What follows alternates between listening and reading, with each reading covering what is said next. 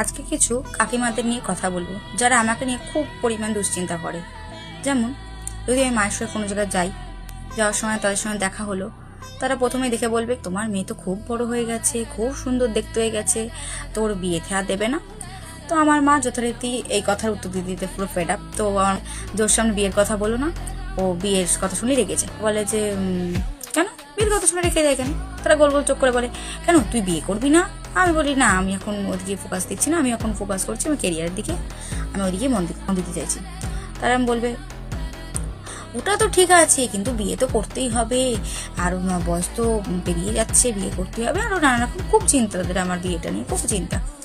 তো তাদেরকে আমি একটা কথাই বলবো যে আমি বিয়ে করতে রাজি, আগ্রহী, ঠিক আছে, কিন্তু আমার যে বিয়ের গয়নাগাটি, সাজগোজ, বাড়ি ভাড়া, কেটারিং, যত কটা খরচা রয়েছে বিয়েতে, যা যা খরচা হয় সব কিছু আপনাকে দিতে হবে, তাহলেই আমি বিয়েতে রাজি, বুঝলেন তো? তাহলে আপনার চিন্তাও থাকবে না, আমারও ধুমধাম করে বিয়ে হয়ে যাবে, তাই না কাকিমা?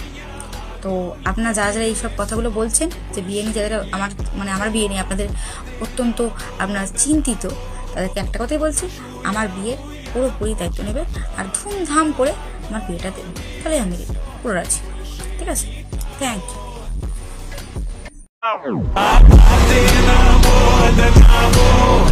Попрошу я